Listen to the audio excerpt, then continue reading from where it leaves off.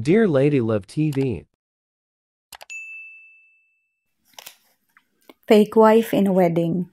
Tunghayan natin ang pagpapatuloy ng ating kwento sa ika-16 na bahagi. At doon na niya lalong ginalingan ng pambababae. Insecurity issues.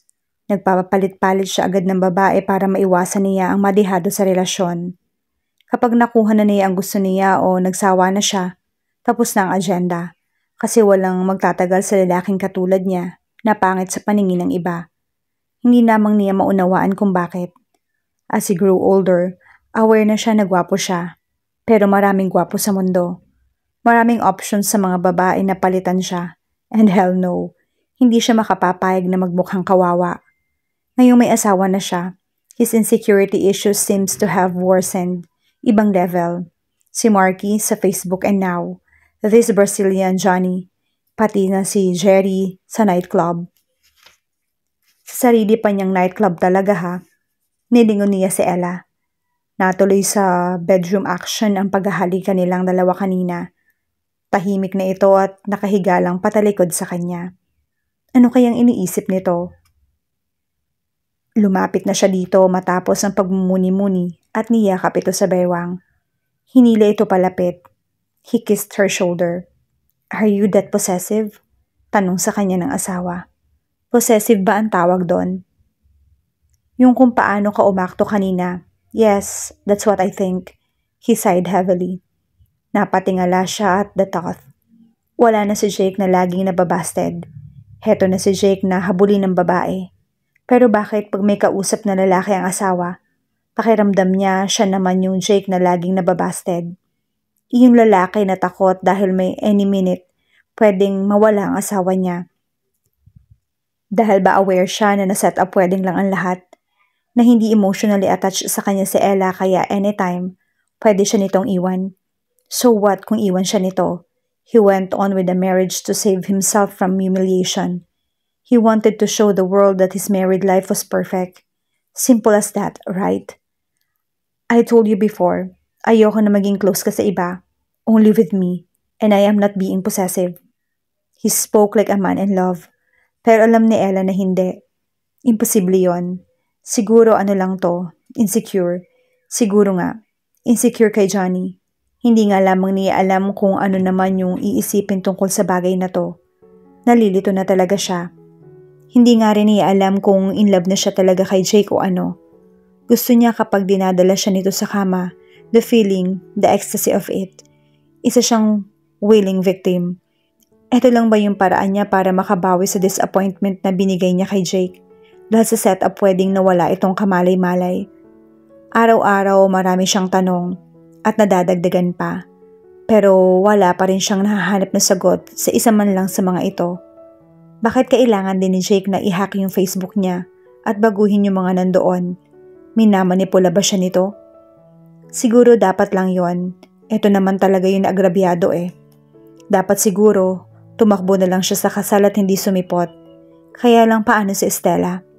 Naramdaman na niya ang pagbangon ni Jake mula sa higaan nila. Tapos na yung pinapa-edit ko sa'yo? Her eyes widened. Niyakap lamang niya ang sarili. Oo, malat na sagot niya. Jake had been harsh on her body when they made love. Her scream did not even slow him down. Nararamdaman pa niya ang konting sakit sa katawan niya, especially down there. Umupo na si Jake sa harap ng laptop to check the edited file. Nakatapis ito ng tuwalya sa baywang as he read and scrolled down and nodded his head. He clicked on the internet icon. He typed www.facebook.com. His eyes narrowed nang tumambad sa kanya yung Facebook account ni Ella. May new message. Nilingon niya yung asawa. Nahiga pa rin patalikod sa kanya. His eyes returned to the monitor. A message from Ses. His mouth thinned in anger habang dinadownload niya yung attachment na ipinadala ni Ella dito. Nawala agad yung inis niya nang mabasa niya yung resignation letter na tila may halong personal message. I consider my responsibilities as a wife more important than my life and career. So important that I am giving up my passion for this job too. For me to be able to pour all my love and attention to my new role. Thank you for the opportunities. Totoo ba to?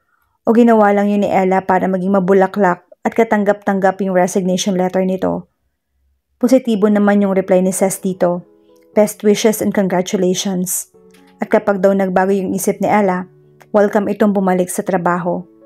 Hindi ka ba ito nakakapag-resign bago sila ikasal? Kaya nga ngayon lang nag-submit ng resignation letter, di ba? Sarkastikong sagot ni Jake sa utak niya. Nag-resign ka. Napabangon si Ella at nilingon si Jake.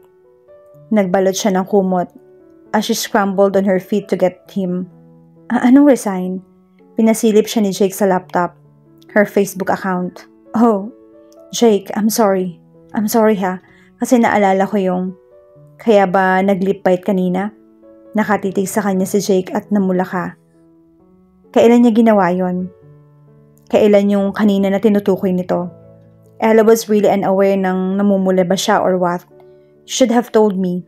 Inilag out nito yung Facebook niya. I could have taken care of everything. She gulped. It's my responsibility, hindi sayo. I hope that reason you used was true and it's not just an excuse. What are you talking? Hinila siya ni Jay kaya nakapakandong siya dito. I consider my responsibilities as a wife more than important into my life and career. Quote nito na sinulat ni Ella sa resignation letter with emphasis. He grinned, natutuwa sa shock sa mga mata ni Ella habang nakatungangan na lang sa kanya. Sounds like a wedding vow, dear wife. Ano na naman ang sapi ng lalaking to? Kanina, galit ito. Insecure at possessive na napaka-unreasonable. Pagkatapos ngayon natutuwa. Paki-explain? Love you. He nuzzled her neck. Humalik-halik sa kanya. More than life. She could tell that he was grinning. At first, it was a gentle kiss. Then he turned her head slightly to kiss her lips. It became deeper, commanding her to kiss him back, which she did, and the kiss became explosive. It's the best thing I got from you, he murmured as her lips parted. That being my wife means more than life to you. Iyon ang ikinatuwa ni Jake. Was that what she said in the letter? Itinulak niya ito. Binasa mo yung resignation letter ko? I love your resignation letter. Kakaiba ang tingin sa mga mata nito. Jake looked as if he was under spell, or lost or so whatever. Mabilis siyang umalis sa kandungan nito para hindi na siya nito mapigilan pa. Dediretso na lamang siya sa shower. Napabuntong hininga na lamang si Jake when Ella left. He understood her silence. She gave up her fashion for her work to be his wife. Nasapo niya yung noo. Set up wedding lang to kaya bakit big deal to para sa asawa? Kasi ayaw niya na itong itrato na set up wedding lang. Kumatok muna siya sa pinto ng banyo. No answer. He knocked again. Ella? Tawag niya. Pwedeng pumasok? No. No answer still. Kaya pinasok na lamang niya ang asawa sa banyo. Nakalublob ito sa bathtub at nakapikit. Tulog? He walked to her, took a sponge and poured some liquid soap on it. Pagkatapos, tinapik niya si Ella sa balikat. After a short while, nagising din ito. Huh? Nakatingala ito sa kanya. Want a rub? He smiled at her. Ella was tired, mentally tired. Hindi niya alam kung ano yung iisipin about Jake. Nakakapagod din palang isipin si Jake 24/7. Pagkatapos, lagi pa siyang kasama and so, nakikiayon na lamang siya sa kung ano man ang nangyayari. Umayos din si Ella ng upo to give him space. Sure. Tinanggal na ni Jake yung tapis sa tuwalya and he sat behind her. He rubbed her back softly with his sponge. Nakaban naman yung buhok ni Ella so the task was easy. Gusto mo talaga ang trabaho mo?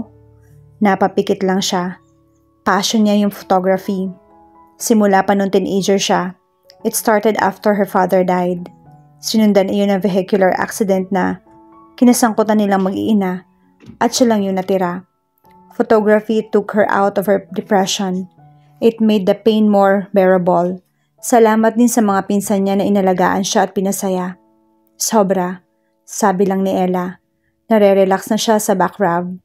Can't you just be passionate about me? Bulong sa kanya ni Jake. Binitawan na nito yung sponge. Nakayakap na ito sa kanya at hinila siya palapit dito. He was kissing the soft spot near her right eye. Jake, I don't understand. Don't understand what? Ang hirap ilabas ng mga salita. Ipagkakanulo niya ang mga ito. If I love you. Jake smiled. You don't have to understand how you feel. I don't know kung mahal mo ba ako o kung mahal na ba kita. Hindi gusto ni Jake na mapadpad sa kung saan ang pag-uusap nila. It's impossible for you not to love me, he said darkly. No one facts with me and say that they don't feel a thing for me. They all say they love me. She opened her eyes. Jake, you have no reason para hindi ako mahalin. We are married. I took you in. I give you your needs, my body, my money. You have no reason para isipin na hindi mo ako mahal. Umahon na siya sa bathtub at nagtuwalya. Kailangan na niyang magbihis. Ella got dressed. Tama ang asawa. Wala siyang rason para hindi ito mahalin. Lumabas na siya ng kwarto habang nagsusuklay. Dediretsahin na niya ang lalaki. Na mahal na niya ito. Wala siyang mahanap na strong reason or evidence kung kailan at paano. Basta, ayaw na niyang isipin pa ang mga factors na gumugulo sa isip niya. Gusto na niyang mag-work ang marriage nila. Buo na yung pasya niya kahit na hindi siya sigurado kung mahal din siya ni Jake o kung gusto lang nito na mahalin niya ito. Tumama sa kanya mga binato niyang salita. Gusto ni Jake na mahalin niya ito. Nagpanik siya dahil wala ito sa living room. Wala rin sa kusina at wala sa TV room. Wala ang laptop nito. May laptop naman ito sa office. Pero parang dinadala talaga ng lalaki iyon pag hindi siya kasama. Na para bang may masama siyang balak sa laptop nito. Napaupo na lamang sa sofa si Ella. Her eyes darted to the cordless phone on the slide table. Nakatago ang cellphone na bigay ni Stella kaya itong cordless phone na lang yung gagamitin niya. Sana lang nasa bahay ito. She quickly dialed their landline. Nakahinga siya ng maluwag nang marinig ang boses nito. Stella, pwede mo ba akong puntahan ngayon? Tumango-tango si Jake sa mga i-inform sa kanya ni Dec, ang accountant ng kumpanya. Pakisubmit na lang sa financial manager. Instruct niya dito. Nang makaalis ito sa opisina niya, lumabas si Jake at hinarap ang secretary na abala sa computer. Fally, yes sir. Tumigil ito sa ginagawa. Ilang years na kayo ng boyfriend mo? Parang nailang ito sa tanong ng boss. 3 years sir. Paano kanya? You know, what are the romantic things she done for you? Ngumiti ng kakaiba ang secretary. You want to surprise your wife, sir? He nodded. Actually, gusto niya lang naman na mapaamin si Ella na in love na ito sa kanya. Yun lang yung assurance na kailangan niya. Kailangan niyang gumawa ng romantic na bagay para sabayin ito ang salitang gusto niyang marinig. Flowers never fail. Nakangiting sagot ni Fally. Tumango siya at bumalik na ito sa pagtatype. Walang paalam siyang umalis para makadaan sa flower shop at maagang makauwi. Nasa living room ng bahay si Stella kasama ang kapatid na si Dan, si Len at ang kapatid ni Dan, si Marky. Napag-usapan ng tungkol sa kasal ni Dan at Stella. Sa susunod na taon, makakapunta kaya si Stella? Tanong ni Marky. Nagpatahimik sa kanila. Napatingin ang lahat kay Stella. Siyempre invited siya. Nakangiting sabi niya, pero hindi ko alam kung paano.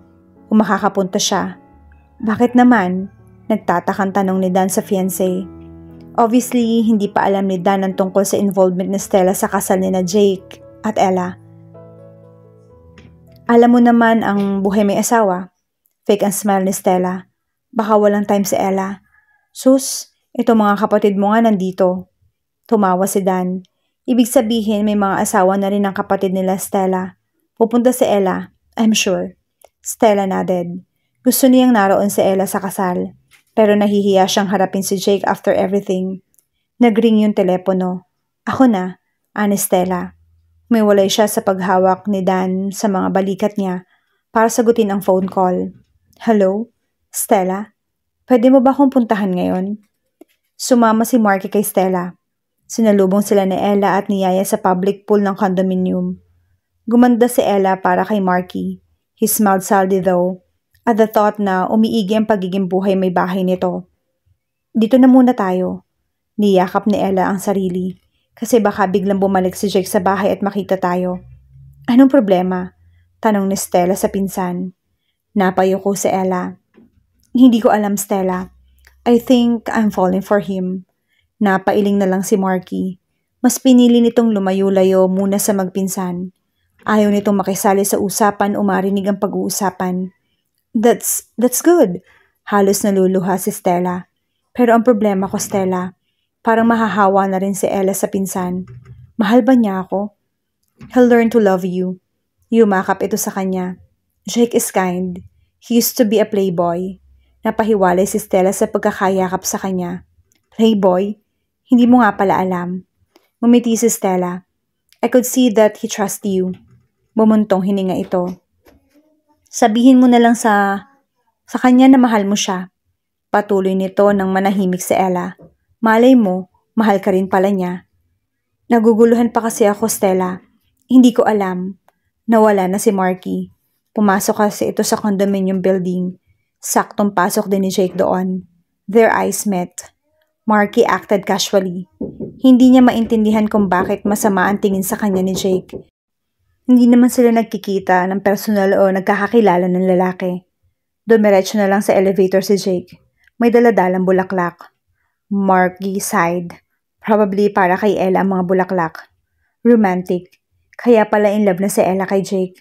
Ano nga bang dahilan para hindi ma-in love dito ang babae? He turned on his heel para balikan sa poolside ang magpinsan. Stella, tawag niya sa mga ito. Ella, nakita ko si Jake na sumakay sa elevator. Bumalik ka na doon. Stella nodded at hinila na nito si Ella sa elevator. Sumama na sa kanila si Marky. Don't be nervous. Niyakap siya ni Stella. Just tell him you love him. Don't sound so unsure. Just tell him that. Pag para kang nagdadalawang isip kasi, nagdadalawang isip din ang isang lalaki.